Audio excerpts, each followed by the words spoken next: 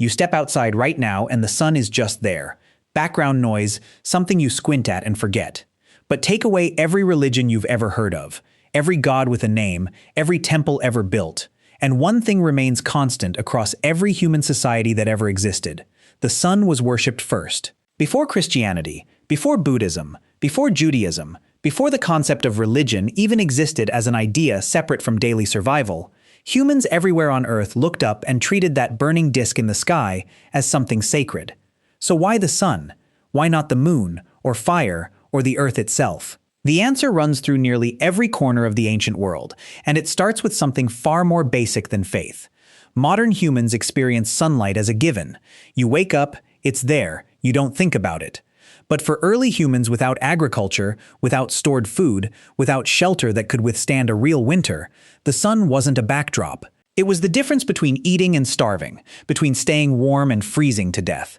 Here's the important part. Anthropologists studying hunter-gatherer cosmologies have found that nearly every documented culture, separated by oceans, mountains, and thousands of years, independently developed sun-based origin myths. That's not coincidence. That's convergent necessity. Let's start with the oldest solid evidence we have. At Göbekli Tepe in modern-day Turkey, a site dated to roughly 9,600 BCE, thousands of years before the wheel, before writing, before cities, archaeologists uncovered massive carved stone pillars, arranged in circular enclosures. Researchers studying the site's alignment have found that several structures appear oriented toward solstice sunrises, the exact moments when the sun's path shifts most dramatically across the year. This means that before humans had permanent homes, before they had crops, they were already organizing enormous communal labor, dragging multi-ton stones for miles around the sun's movement through the sky. Nobody ordered this, nobody needed to. The sun already meant something. Now some of you are thinking, sure, but that's one site. What about actual sun worship? Gods with names, temples, priests? Fair question, and the answer takes us to Egypt. The Egyptians didn't just notice the sun, they built an entire civilization's theology around it. Ra, the sun god, was considered the creator of everything, traveling across the sky by day and through the underworld by night in a solar barge, battling chaos every single evening just to rise again at dawn. Pharaohs were described as living embodiments of the sun's authority on Earth. Around 1350 BCE, the pharaoh Akhenaten went further than any ruler before him, abolishing Egypt's entire pantheon of gods and declaring that only Aten, the literal disk of the sun, should be worshipped. For a brief, radical period, one of the most powerful civilizations on Earth had a single religion, and that religion was the sun itself. Here's what's fascinating. This wasn't unique to Egypt. Halfway across the world, with zero contact between civilizations, the Inca built their entire empire around Inti, the sun god, believed to be the literal ancestor of the Inca ruling family. The Sapa Inca, the emperor, claimed direct descent from the sun, which meant his authority wasn't just political, it was cosmic. The Inca capital of Cusco was designed with seque lines, invisible sacred pathways radiating outward from the Temple of the Sun, many aligned with solstice points on the horizon.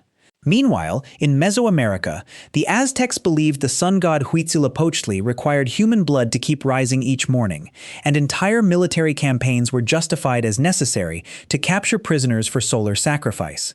Three unrelated civilizations, three continents, and all three built empires on the same underlying belief. The sun is alive, and it must be honored, or the world stops working. Here's the key detail most people miss. This wasn't superstition pulled from nowhere. It came from observation, repeated across generations, of something genuinely terrifying. The sun sometimes disappeared. Solar eclipses, which we now explain in seconds with orbital mechanics, were, to ancient observers, evidence that the sun could die.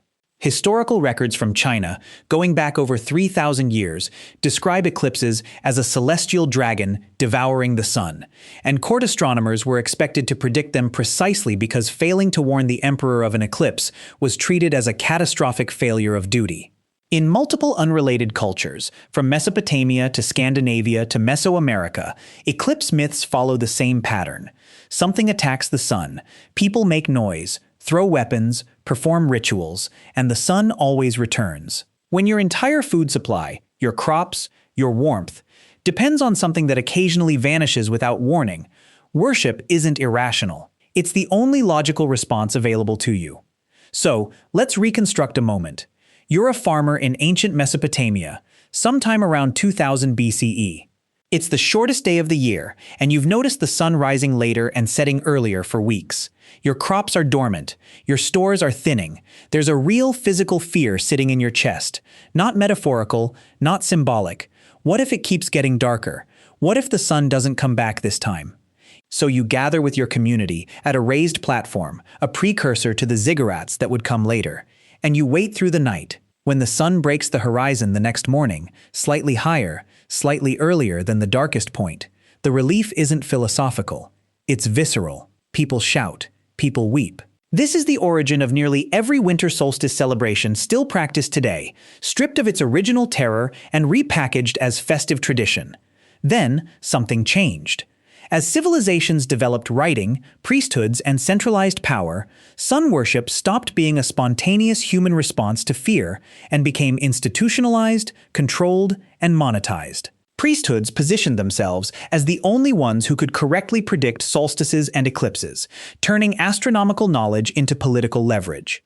Pharaohs and emperors claimed the sun as personal ancestry to justify absolute rule. What began as a universal human relationship with the sky became a tool wielded by the few over the many. The wonder didn't disappear, but it got locked behind temple walls, accessible only through priests, rulers, and rigid ritual calendars that ordinary people no longer controlled. You check the weather app before you leave the house. You know, with total confidence, that the sun will rise tomorrow at a specific minute, because a satellite told you so. Your ancestors had no such certainty.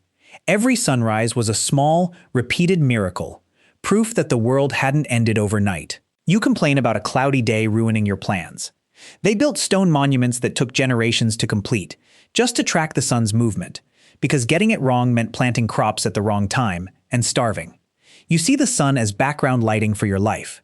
They saw it as the single most powerful force in existence, one that had to be honored, tracked, and occasionally begged to return. We traded reverence for certainty, awe for convenience, and a genuine, trembling relationship with the sky for a 5-day forecast on a phone screen. The sun never changed.